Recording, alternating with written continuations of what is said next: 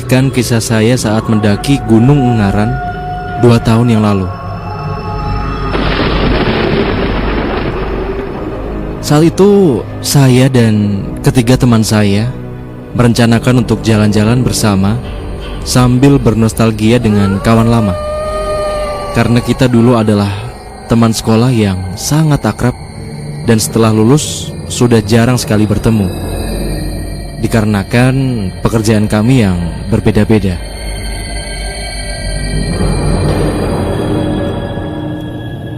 Kita berempat merencanakan untuk mendaki Gunung Ungaran di hari Sabtu. Dan setelah sudah fix untuk mendaki Gunung Ungaran selama 4 hari, sebelum mendaki, kami mulai mempersiapkan peralatan untuk mendaki. Lalu setelah peralatan sudah mulai lengkap, tiba-tiba 1 hari sebelum keberangkatan, salah satu teman saya membatalkan untuk ikut, dikarenakan alasan pekerjaan yang tidak bisa ditinggalkan.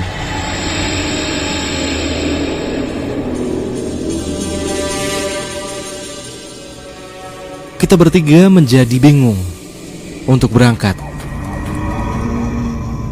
Kami bingung untuk memutuskan kalau akankah kami berangkat atau tidak, karena satu teman membatalkan untuk ikut. Tetapi karena peralatan sudah siap semuanya dan sudah terlanjur izin dari tempat kerja, kami bertiga tetap memutuskan untuk mendaki.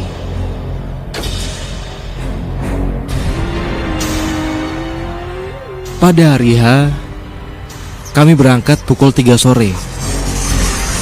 Ketika itu kami berangkat dari Kuda Payung. Cuaca agak sedikit mendung.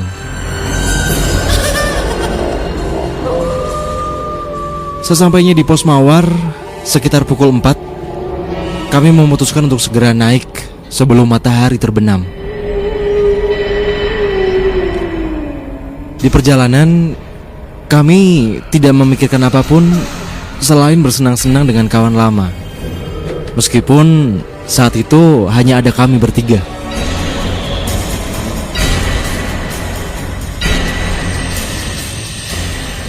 Di tengah perjalanan, salah satu teman saya mengusulkan untuk melewati jalur pos 3 yang sekarang sudah mulai jarang dilewati oleh pendaki.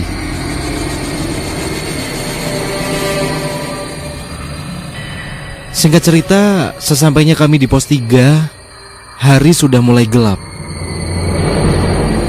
Suasana sepi dan sunyi membuat suasana yang awalnya senang menjadi sedikit mencekam.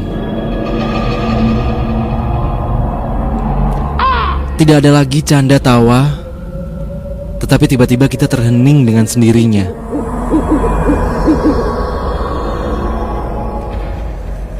Setelah melewati pos 3, kami memutuskan untuk rehat sejenak untuk minum. Dan waktu itu, entah ada apa, bulu kuduk terasa berdiri di keadaan yang gelap dengan penerangan hanya 1 senter.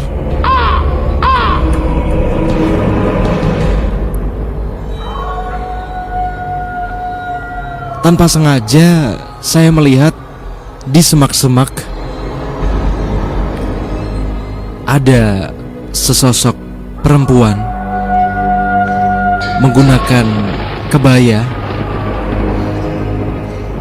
jalan melewat di depan kami dengan jarak sekitar 5 meter.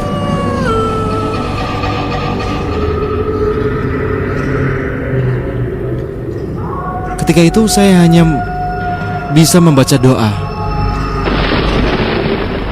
dan suasana yang makin lama makin mencekam. Kita hanya bisa melanjutkan perjalanan dengan tidak bercakap-cakap lagi, hanya diam dan diam.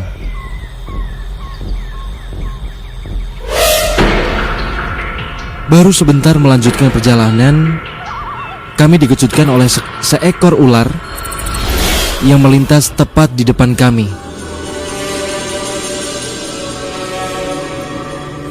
Dua teman saya melihat hal itu memutuskan untuk lari. Dan kebetulan saya yang di belakang sendirian hanya terdiam, serasa tidak bisa bergerak sama sekali.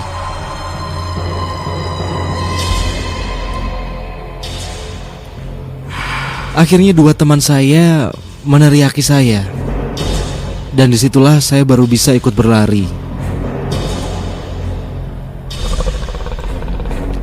Singkat cerita, sesampainya di puncak tenda, kami masuk ke tenda. Barulah di situ kami mulai bercerita di perjalanan. Ternyata kami bertiga merasakan hal yang sama. Apa yang saya lihat ternyata juga dilihat oleh kedua teman saya. Baru sampai di puncak kami dapat berbicara satu sama lain. Dan keesokan harinya kami turun sekitar pukul 9 pagi. Dan sesampainya di pos mawar, kami baru sadar kalau pernah diberitahu oleh guru sekolah kami jangan mendaki dengan jumlah orang yang ganjil, karena ada mitos yang berbahaya kalau mendaki dengan jumlah orang yang ganjil.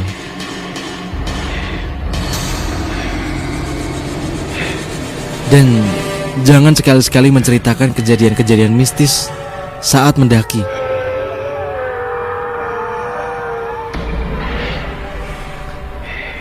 Dan dari situ kami memutuskan kalau mengalami hal-hal yang ganjil, kami tidak akan menceritakannya ketika masih di puncak. Kami hanya bercerita sewaktu di rumah saja. Dan kami baru ingat hal-hal yang dipesankan itu. Dan semoga cerita ini bisa diambil hikmahnya dan berguna bagi kami semua.